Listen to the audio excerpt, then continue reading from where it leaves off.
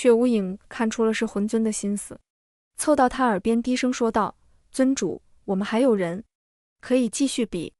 只要我们赢了，还是可以让他们交出祭祀宝典。”噬魂尊点了点头，对着魔修队伍说道：“还有谁愿意上去挑战？”魔修队伍中沉默了片刻，随即一道身影一闪，来到了战场中央。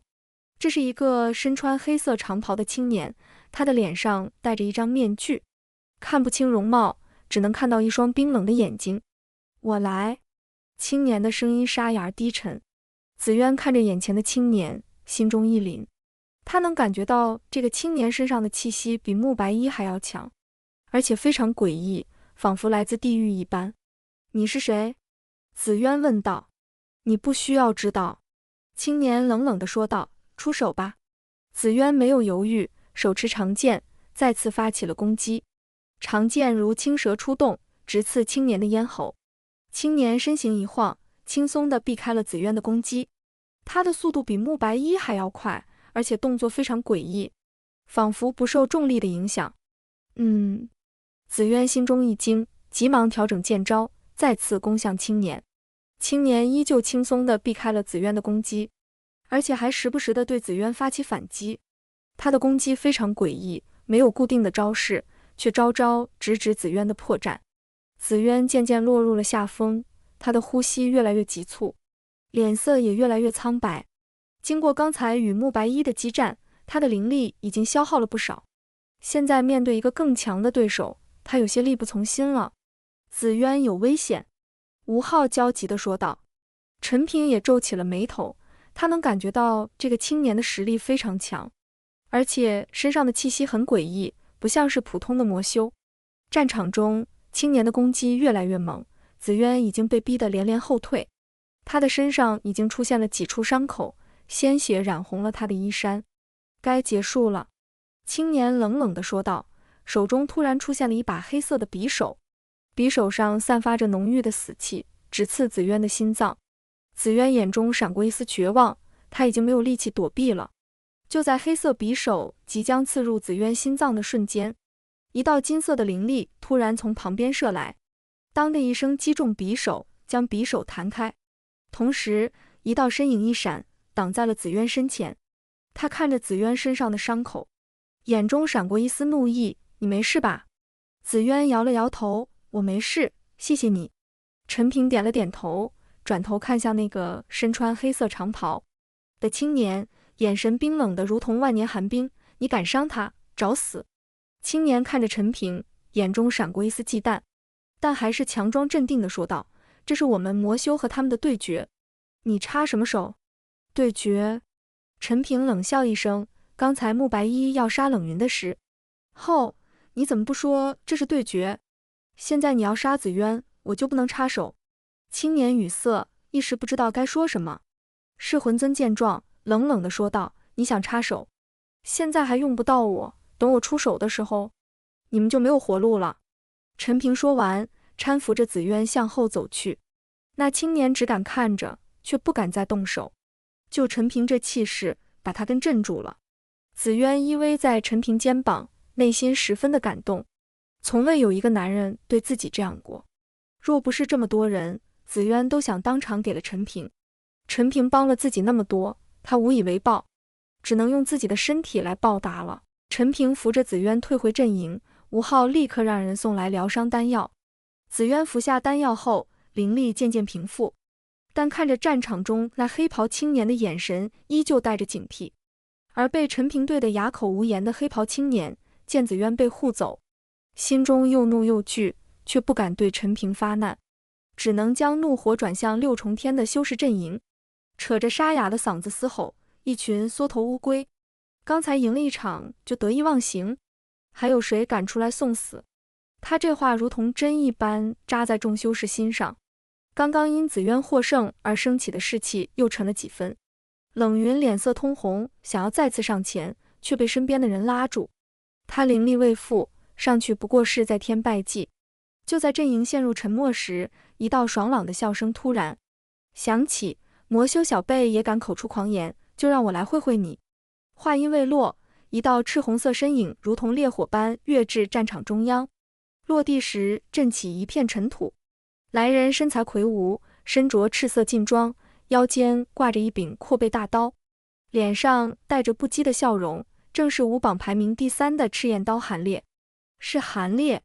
半山腰上顿时响起一阵惊呼，武榜第3的赤焰刀终于出手了。韩烈可是多年前就到达地仙境9品的修为，比刚才的紫渊还要强上1线，这黑袍魔修死定了。太好了，这下终于能好好教训一下这些嚣张的魔修了。修士们的议论声中充满了期待，连吴昊的脸上都露出了几分轻松。韩烈在6重天年轻一辈中向来以战力凶悍闻名，他的赤焰刀法刚猛无匹，曾一刀劈断过万丈悬崖，实力远非冷云可比。黑袍青年看着韩烈身上散发出的雄浑气息，眼中闪过一丝凝重，但嘴上依旧不饶人。又来一个送死的，也好，正好让我一起收拾了。废话少说，拿命来！韩烈眼中燃起战意，猛地抽出腰间阔背大刀，刀锋出鞘的瞬间，一股灼热的气息扑面而来，刀刃上甚至凝结出一层淡淡的火焰，正是赤焰刀的本命灵力焚天炎。黑袍青年不敢大意，双手结印，周身魔气翻滚，很快凝聚出2柄黑色弯刀，悬浮在他身侧。接招！他低喝一声，2柄黑刀如同2道黑影，带着尖锐的破空声直刺韩烈心口。韩烈不屑一笑，挥刀格挡。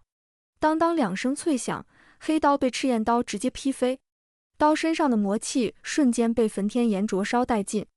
黑袍青年心中一惊，没想到韩烈的力量竟如此强横，急忙操控黑刀再次发起攻击。这一次，黑刀不再直来直去，而是在空中不断盘旋，如同2只黑色的蝙蝠，从各个角度袭向韩烈。韩烈却丝毫不慌，赤焰刀在他手中舞得密布，透风形成一道火墙，将所有攻击尽数挡下。就这点本事？韩烈大笑一声，突然纵身跃起，双手握刀，猛地劈下。赤焰刀法第1式烈火燎原，刀落的瞬间，无数火焰从刀刃中喷涌而出，如同潮水般朝着黑袍青年席卷而去。火焰所过之处，地面瞬间被烧得焦黑，连空气都变得灼热无比。黑袍青年脸色大变，急忙催动全身魔气，凝聚成一面黑色盾牌。砰！火焰撞上盾牌，发出一声巨响，黑色盾牌在火焰的灼烧下不断融化。黑袍青年的嘴角溢出鲜血，显然是受了内伤。不可能，你的灵力怎么会这么强？他不敢置信地嘶吼道。因为你太弱了。韩烈落地后再次发起攻击，赤焰刀挥舞得越来越快，刀影重重，每一刀都带着焚天炎的灼热之力，逼得黑袍青年连连后退。赤焰刀法第2式焚天斩。韩烈一声怒吼，刀身突然暴涨至数丈长，带着毁天灭地的气势劈向黑袍青年。黑袍青年瞳孔骤缩，知道自己无法抵挡，只能拼尽全力将2柄黑刀挡在身前。咔嚓，黑刀瞬间被劈断，火焰顺势席卷全身。黑袍青年发出一声凄厉的惨叫，身体在火焰中不断挣扎，很快便被烧成了一团黑灰。好！半山腰上爆发出震耳欲聋的欢呼声，修士们纷纷挥舞着武器，脸上洋溢着兴奋的笑容。韩烈太厉害了，一刀就把这魔修劈成了灰。早就说过武榜前3不是浪得虚名，这些魔修根本不够看。继续打，把剩下的魔修都收拾了。吴昊也忍不住抚掌大笑，韩烈好样的，真不愧是武榜第3。紫渊看着战场中央的韩烈，眼中也露出了敬佩之色。刚才他与慕白衣激战100余回合才险胜，而韩烈却如此干脆利落地解决了更强的黑袍青年，实力确实深不可测。然而，就在众修士欢呼雀跃之时，魔修阵营中却传来一阵冰冷的笑声。噬魂尊坐在雄狮头上，空洞的眼窝扫过韩烈，语气中带着毫不掩饰的嘲讽，有点意思。不过这点本事还不够看。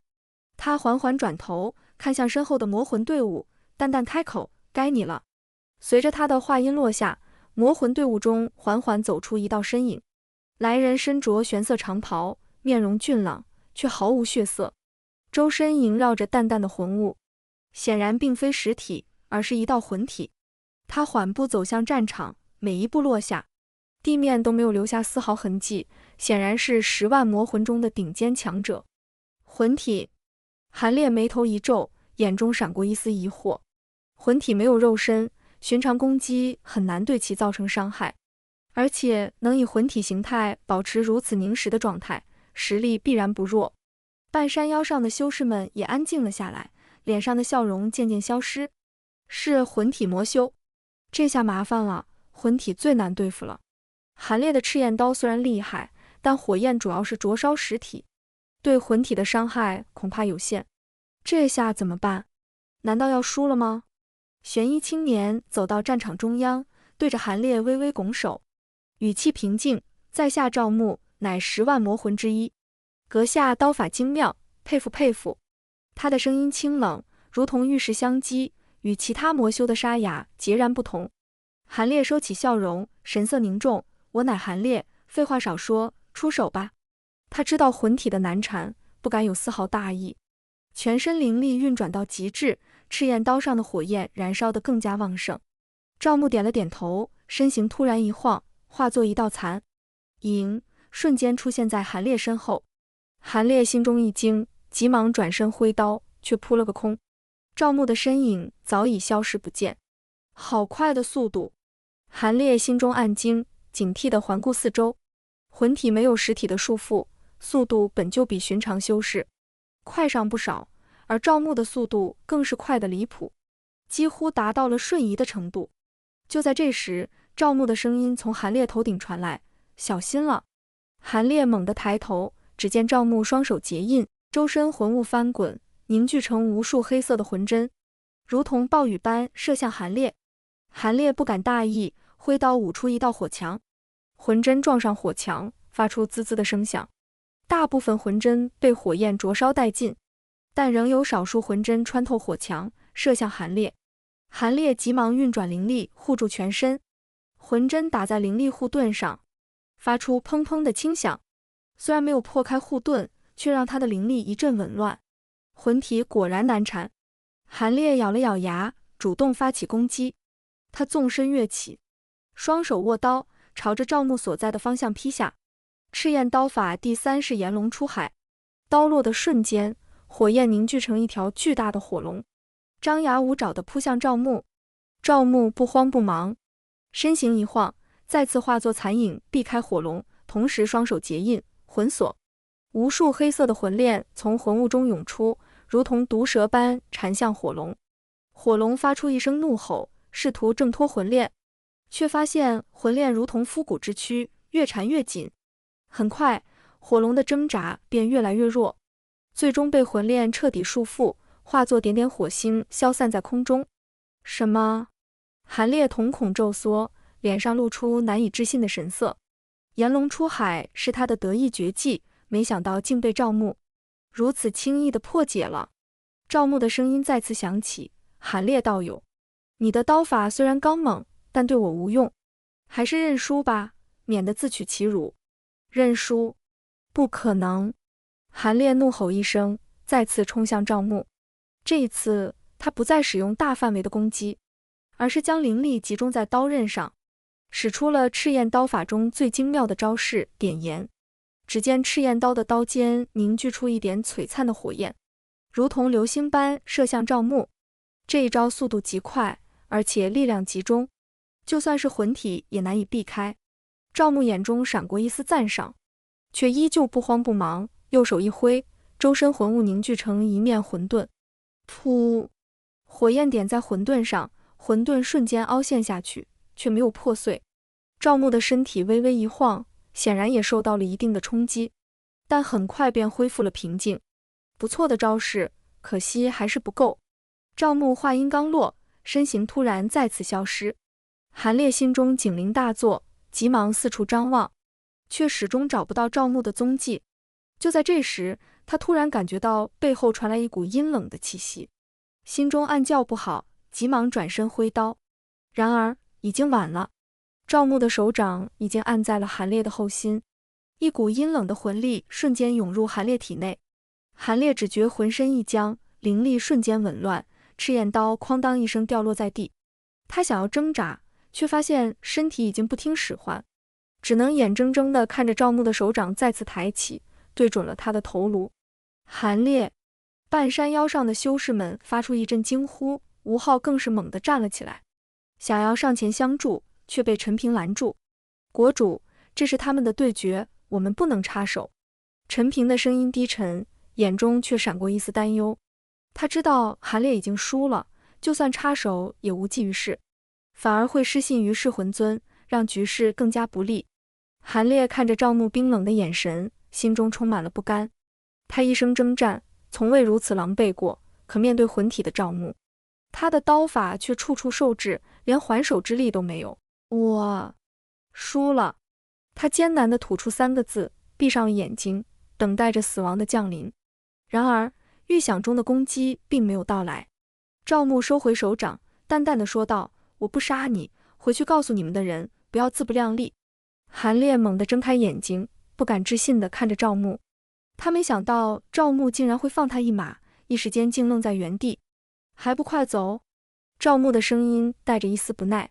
韩烈这才回过神来，捡起地上的赤焰刀，狼狈地退回了修士阵营。他低着头，不敢看众人的眼神，脸上写满了羞愧。半山腰上的修士们一片沉默，刚才的欢呼雀跃早已消失不见，取而代之的是凝重和恐惧。连武榜第3的韩烈都输得如此彻底，而且对方还是一个看似吃亏的魂体，这让所有人都意识到魔魂的实力远超他们的想象。怎么会这样？韩烈竟然输了！有人喃喃自语，声音中充满了绝望。那赵牧太强了，魂体根本无法对付，我们怎么办？难道真的要交出祭祀宝典，滚出6重天吗？吴昊的脸色也变得无比凝重，他看着战场中从容站立的赵牧，又看了看身边沉默的众人，心中涌起一股无力感。他知道再派人上去也只是徒劳，可如果就此认输，他实在不甘心神都的百姓还等着他报仇，6重天的生灵还等着他守护。赵牧立在战场中央，玄色长袍在山风中微微飘动，周身魂雾萦绕，眼神冰冷地扫过半山腰的修士阵营。他没有说话，可那副从容不迫的模样，比任何嘲讽都更让人难堪。魔修阵营中传来阵阵低笑，噬魂尊更是惬意地抚摸着雄狮的鬃毛，空洞的眼窝中满是细血。还有人敢来吗？赵牧终于开口，声音清冷，却带着不容置疑的威压。若是无人应战，便乖乖交出祭祀宝典，滚出6重天。修士们的脸色一阵红一阵白，却无一人应声。武榜第3的韩烈都惨败而归，年轻一辈中还有谁能与赵牧抗衡？不少人下意识地想到武榜第1的半兽冥王，可他行踪诡秘，此刻根本不见踪影。绝望如同潮水般涌上众人心头，连呼吸都变得沉重起来。就在这时，一道清脆却坚定的声音响起：“我来战你。”众人循声望去，只见紫渊从阵营中走出，虽然脸色依旧有些苍白，但眼神中却燃烧着不屈的火焰。他刚刚服下疗伤丹药，灵力只恢复了3-4成，可看着赵牧那不可一世的模样，他实在无法坐视不理。紫渊，不可！吴昊急忙阻拦：“你灵力未复，绝非赵牧对手。”是啊，紫渊大人，你已经赢过一场了，不必再冒险。敖烈也上前劝道。韩烈更是满脸愧疚：“是我无能，让你还要再战。你快退回去，我再想办法。”紫渊却摇了摇头，挣脱众人的阻拦，一步步走向战场。多谢诸位关心，可我身为神国修士，岂能眼睁睁看着魔修嚣张？就算战死，也绝不会让他们小瞧了我们。他说着，手中再次凝聚出青色长剑，灵力虽不如之前浑厚，却带着一股视死如归的决绝。赵牧看着走来的紫渊，眼中闪过一丝不耐。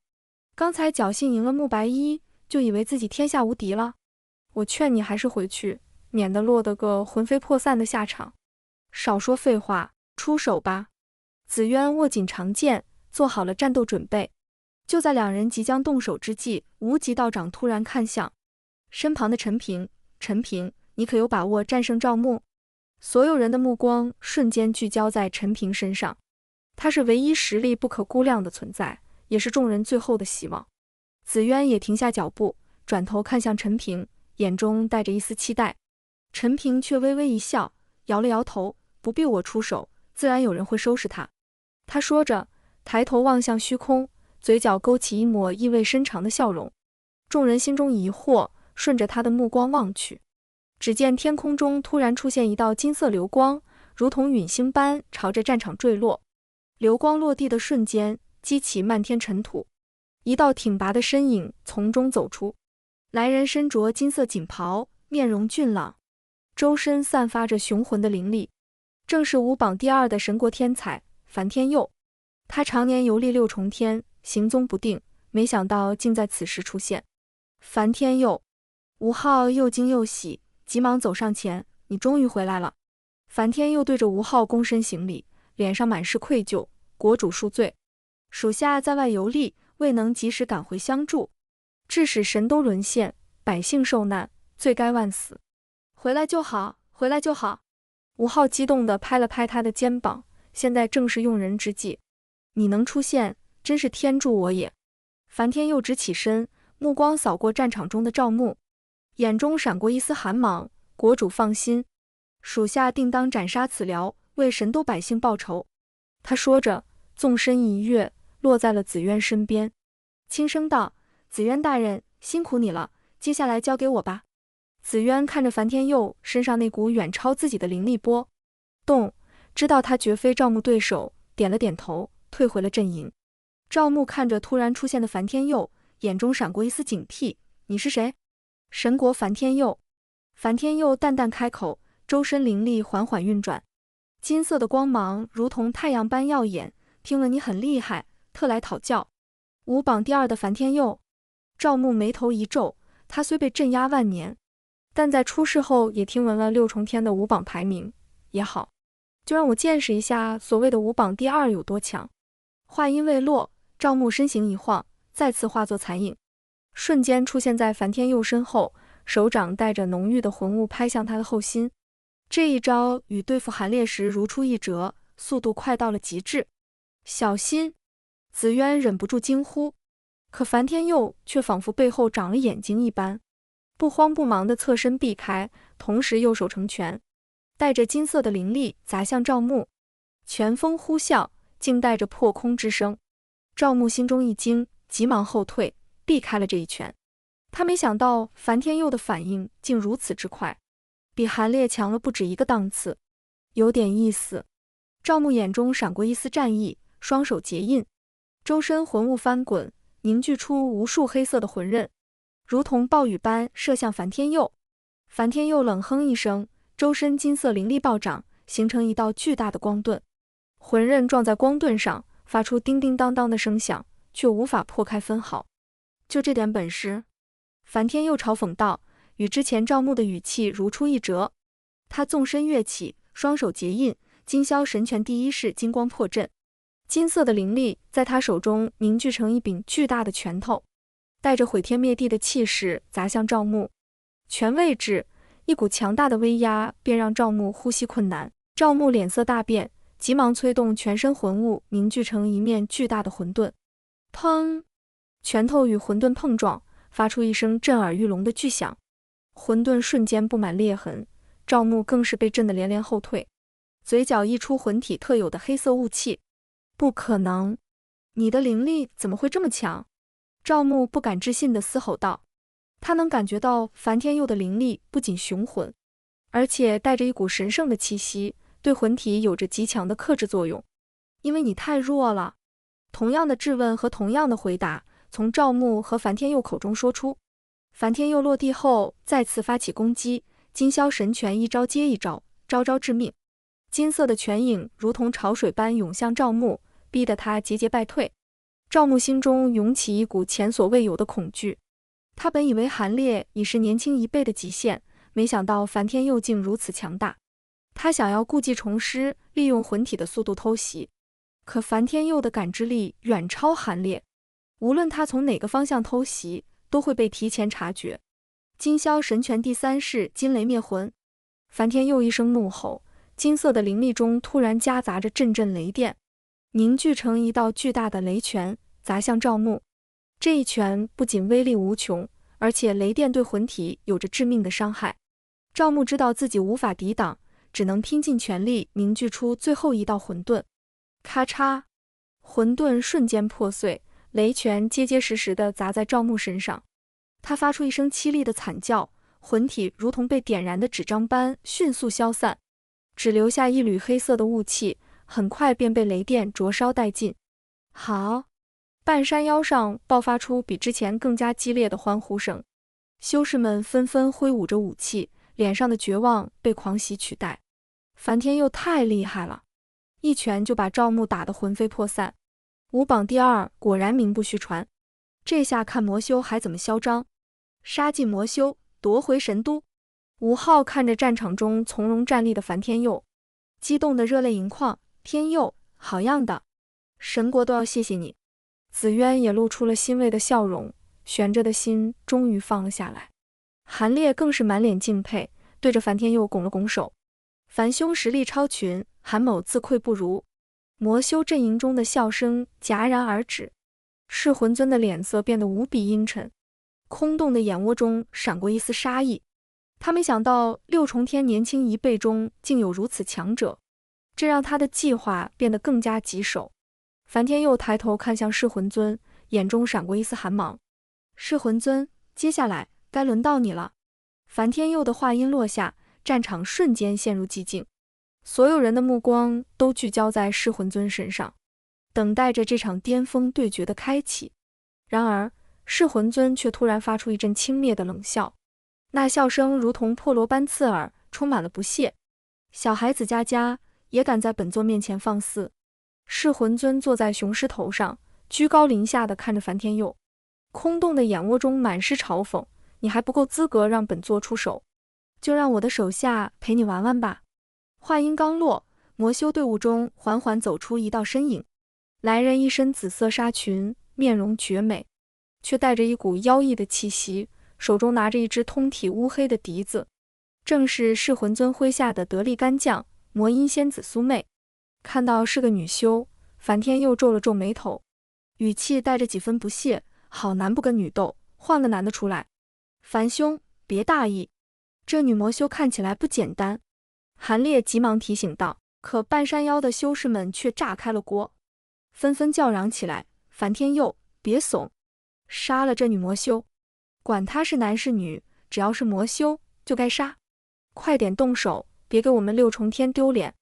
苏妹听到众人的叫嚷，不仅没有生气，反而露出一抹妖异的笑容。既然诸位这么心急，那我就陪樊公子玩玩。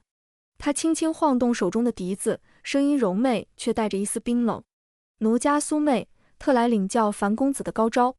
樊天佑见推脱不过，只能冷哼一声，既然你不知好歹，那就别怪我手下无情。他周身金色灵力再次运转，做好了战斗准备。苏妹却不急着动手，只是轻轻将笛子凑到唇边，缓缓吹奏起来。悠扬的笛声响起，却带着一股诡异的魔力传入众人耳中，让不少修士都感到一阵头晕目眩。不好，这笛声有问题。无极道长脸色一变，急忙提醒道，大家快运转灵力抵御。修士们纷纷反应过来，急忙运转灵力护住心神。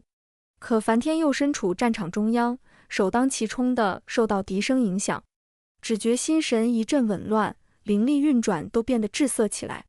卑鄙，竟然用这种阴招！樊天佑怒吼一声，强行稳住心神，纵身跃起，朝着苏妹扑去。金霄神拳第2式金风扫叶，金色的拳影如同狂风般席卷而去，直逼苏妹面门。苏妹却依旧从容地吹奏着笛子，身形如同柳絮般轻盈地避开拳影，同时笛声陡然变得急促起来，无数黑色的音波从笛子中涌出，如同利刃般射向樊天佑。樊天佑急忙挥舞拳影抵挡，可音波无形无质，穿过拳影打在他身上。他只觉浑身一阵刺痛，灵力瞬间紊乱，忍不住后退了几步。怎么可能？樊天佑满脸震惊，他没想到这看似柔弱的女修，竟有如此诡异的手段。苏妹停下吹奏，嘴角勾起一抹妖异的笑容。樊公子，这才刚刚开始呢。他再次吹奏笛子，这次的笛声更加诡异，仿佛能直接穿透人的心神，让人陷入幻觉之中。樊天佑只觉眼前一黑，仿佛看到无数冤魂朝着自己扑来，吓得他连连后退。他知道自己陷入了幻觉，急忙运转灵力想要挣脱，可笛声的魔力实在太强，他的意识越来越模糊。樊天佑，醒醒！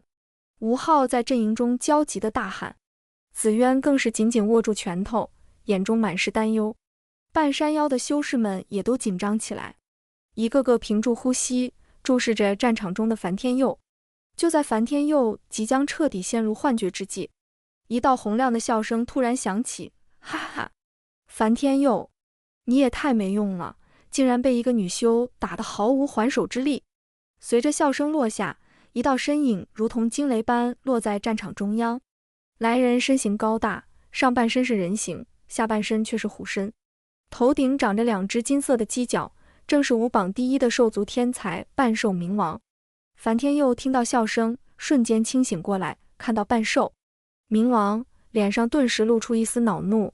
半兽冥王，你来干什么？半兽冥王拍了拍樊天佑的肩膀，调侃道，当然是来救你啊，不然你今天就要栽在这里了，赶紧退下去，别在这里丢人现眼。樊天佑脸色一阵红一阵白，却也知道自己不是苏妹的对手，只能冷哼一声，退回了阵营。苏妹看着突然出现的半兽冥王，眼中闪过一丝警惕，你是谁？武榜第一，半兽冥王。半兽冥王淡淡开口，周身散发出一股强大的威压，让苏妹都感到一阵呼吸困难。刚才你欺负樊天佑那小子，现在轮到我来陪你玩玩了。苏妹心中一惊，她没想到武榜第一的半兽冥王竟会在此刻出现，但是已至此，她也只能硬着头皮应战，那就让我见识一下武榜第一的厉害。她说着，再次将笛子凑到唇边，吹奏起诡异的笛声。可半兽冥王却丝毫不为所动，他的神魂之力远超常人，笛声根本无法影响他的心神。这种小伎俩也敢在我面前班门弄斧？半兽冥王冷笑一声，纵身跃起，朝着苏妹扑去。他的速度极快，瞬间便来到苏妹面前，右手成爪，带着强大的力量抓向苏妹手中的笛子。苏妹心中一惊，急忙想要避开，却被半兽冥王牢牢抓住手腕。啊！苏妹发出一声惨叫，手腕传来一阵剧痛，笛子哐当一声掉落在地。半兽冥王没有停下，左手一拳砸在苏妹胸口。苏妹喷出一口鲜血，身形如同断线的风筝般倒飞出去，重重摔在地上，奄奄一息。好！半山腰上爆发出震耳欲聋的欢呼声，修士们纷纷挥舞着武器，脸上洋溢着兴奋的笑容。半兽冥王太厉害了，一招就重创了这女魔修。武榜第一果然名不虚传，这下魔修该老实了。杀尽魔修，夺回神都。吴昊看着战场中从容站立的半兽冥王，心中终于松了一口气。有半兽冥王和樊天佑在，他们终于有了与噬魂尊抗衡的资本。噬魂尊的脸色却变得无比阴沉，空洞的眼窝中闪过一丝杀意。他没想到武榜第一的半兽冥王竟如此强大，连他麾下的魔音仙子都不是对手。轮到你了。半兽冥王看向了尊主，尊主冷冷一笑，随后伸手一指远处百里之外的一座山峰。所有人都看向那个方向，不知道尊主是什么意思。下一刻，尊主突然拔剑，一缕剑光一闪而过，轰！在所有人的目光之中，整座山峰瞬间粉碎。这可是相隔百里的距离，随意的一剑就让山峰崩碎。这一剑之后，所有人都愣在了当场，空气都似乎凝固。特别是吴昊、无极道长他们几人，脸色前所未有的凝重。那一剑的威力，怕是没有一个人能够接下来。而对方确实随意的挥出这一剑，这实力该是多强悍呀！陈平此刻脸色也变得凝重起来。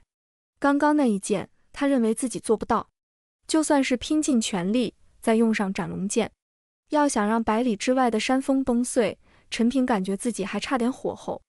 陈平此刻有些茫然了。在此之前，他感觉那噬魂尊也就那样，一个魂体罢了，再牛逼还能有多牛？更何况他有很多克制魂体的手段。不过现在，陈平可不敢这样想了。一旁的胡麻子看了陈平一眼，微微一笑道：“怎么，受到打击了？打击啥？那老东西活了多少年了？我才多少年？我若是也修炼万年以上，我吹口气都能让他灰飞烟灭。”陈平翻了翻白眼说道。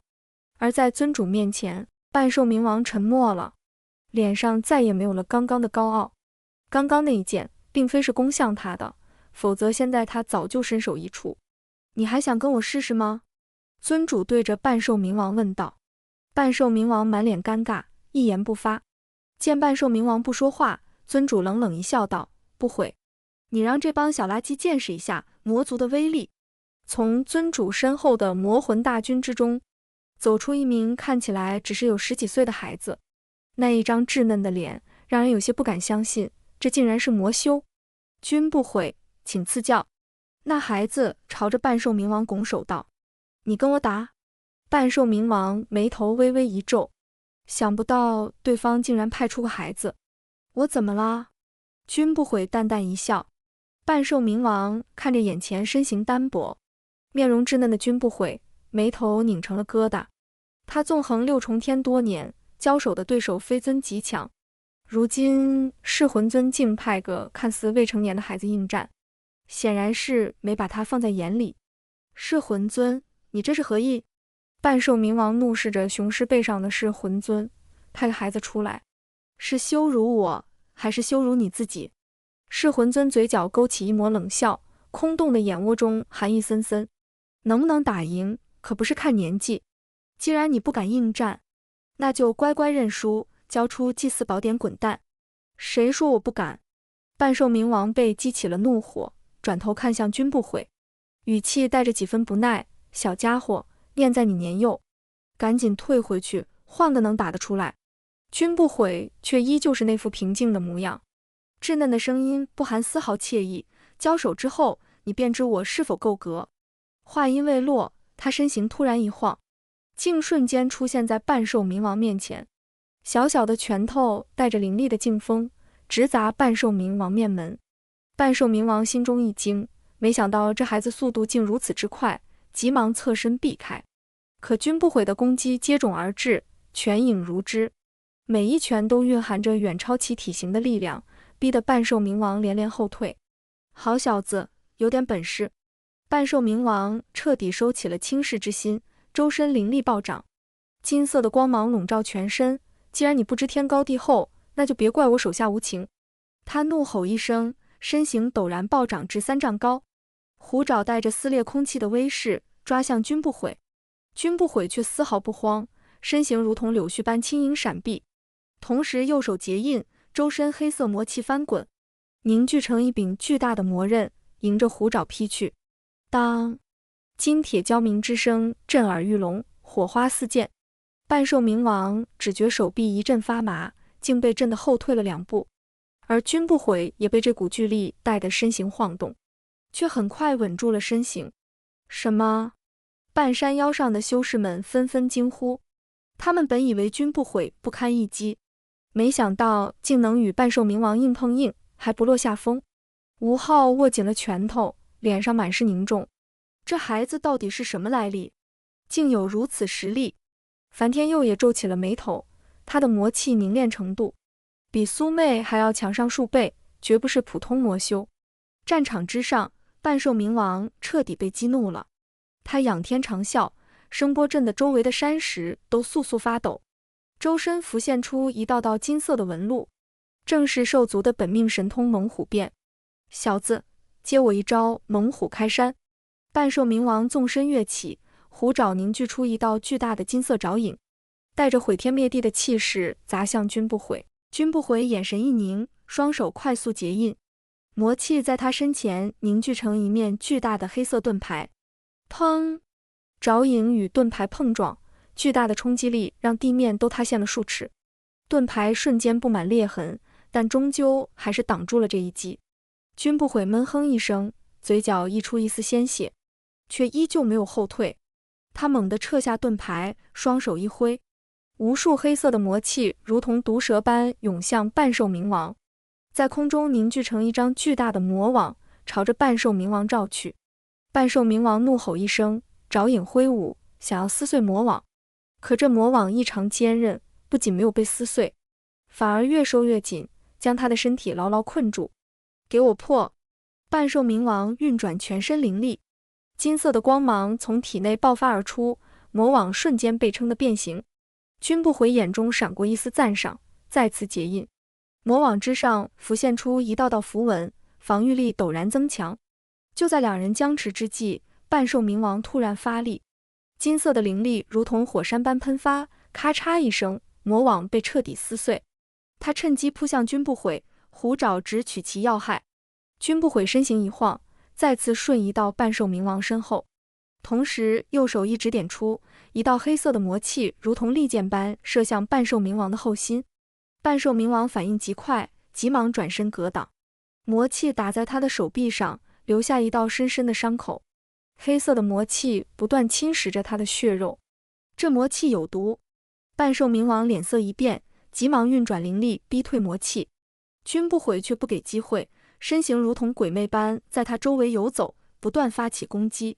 一时间，战场之上魔气与金光交织，拳影与爪影翻飞，每一次碰撞都伴随着震耳欲聋的巨响，周围的山石不断崩碎，烟尘弥漫。太激烈了，这君不悔简直是个怪物。韩烈看着战场，满脸震惊。他自认实力不弱，可在这样的战斗面前，却感觉自己如同蝼蚁。紫渊紧紧握住手中的长剑，手心全是汗水。半兽冥王已经动用了全力，可君不悔却依旧游刃有余。这孩子的实力到底有多强？陈平的脸色也异常凝重，他能感觉到君不悔的魔气中蕴含着一股诡异的力量，远超普通的魔修。胡麻子在一旁叹了口气，这君不悔恐怕是万年之前就已经成名的魔修，只是一直保持着孩童的形态罢了。战场之上，半兽冥王的气息渐渐有些紊乱，他已经连续发起了数十次猛攻，却始终无法伤到君不悔的要害，反而被对方的诡异身法和阴毒魔气弄得狼狈不堪。小子，你只会躲吗？有本事跟我正面一战！半兽冥王怒吼道。君不悔淡淡一笑，对付你不需要正面一战。话音未落，他身形再次消失，等再次出现时，已经在半兽冥王的头顶。他双手结印，周身魔气翻滚，凝聚成一柄巨大的魔锤，带着雷霆万钧之势砸向半兽冥王。半兽冥王眼中闪过一丝狠厉，不再闪避，周身金色灵力凝聚成一柄金色的巨斧，迎着魔锤劈去。轰！两柄巨气碰撞，巨大的冲击波将周围的烟尘瞬间吹散，半山腰上的修士们甚至能感觉到地面在剧烈摇晃。半兽冥王和君不悔同时被震飞出去，重重摔在地上。半兽冥王喷出一口鲜血，身上的金色光芒暗淡了几分。君不悔也脸色苍白，嘴角的血迹更加明显，但眼神却依旧锐利。没想到你竟能接下我这一招。君不悔缓缓站起身，稚嫩的脸上露出一丝认真。看来不动用真本事是不行了。他双手缓缓抬起，周身的空间突然开始扭曲，一股诡异的力量弥漫开来。半兽冥王脸色骤变，他能感觉到这股力量的恐怖，仿佛连自己的神魂都要被扭曲。这是空间之力！陈平失声惊呼。空间本源之力是天地间最神秘、最强大的力量之一，极少有人能够掌握，没想到君不悔竟然能够动用。吴昊、樊天佑等人也都露出了震惊的神色，他们没想到这个看似稚嫩的孩子，竟然是一位掌握了空间本源的强者。君不悔眼神一凝，口中轻喝，空间禁锢。瞬间，半兽冥王周围的空间如同被冻结般凝固，他的身体被牢牢困住，无法动弹分毫。怎么可能？半兽冥王惊恐地嘶吼，拼命运转灵力想要挣脱，可空间禁锢的力量异常强大，他的身体纹丝不动。君不悔缓缓走向半兽冥王，右手抬起，一道黑色的魔气凝聚成一柄小巧的魔剑，抵在半兽冥王的眉心。你输了。半兽冥王看着眉心的魔剑，眼中充满了不甘，却又无可奈何。他知道自己已经没有任何反抗的余地。君不悔收回魔剑，解除了空间禁锢。半兽冥王踉跄着后退几步，脸色苍白，气息萎靡，显然已经失去了战斗力。他低着头，不敢看众人的眼神，心中充满了屈辱和不甘。战场瞬间陷入了死寂，所有人都被眼前的一幕惊呆了，半天说不出话来。武榜第一的半兽冥王竟然被一个看似孩童的魔修打败了，而且对方还动用了恐怖的空间本源之力。半山腰上的修士们脸上的兴奋早已消失不见，取而代之的是深深的恐惧。连半兽冥王都输了，他们还有谁能与魔修抗衡？完了，我们彻底完了。有人喃喃自语，声音中充满了绝望。那君不悔掌握了空间本源，根本无人能敌。难道我们真的要交出祭祀宝典，任由魔修蹂躏吗？吴昊的脸色如同死灰般苍白，他看着战场中从容站立的君不悔，又看了看身边沉默的众人，心中涌起一股无力感。他知道这场战斗他们已经输了。樊天佑紧紧握住拳头，指甲深深嵌入掌心，鲜血直流。他想要上前挑战君不悔，可一想到那恐怖的空间之力，就感到一阵心悸。他知道自己根本不是君不悔的对手。噬魂尊看着众人绝望的表情，发出一阵得意的大笑。现在你们知道本座的厉害了吧？识相的就赶紧交出祭祀宝典，滚出六重天，否则别怪本座大开杀戒。君不悔走到噬魂尊面前，躬身行礼，尊主幸不辱命。噬魂尊满意地点了点头，好，好，好，不愧是我看中的人。他的目光扫过修士阵营，眼中满是戏谑和残忍。给你们最后一次机会，交还是不交？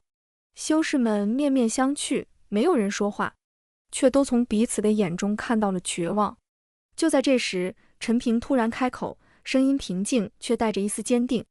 想要祭祀宝典，没那么容易。陈平缓缓地走出人群，直面那噬魂尊。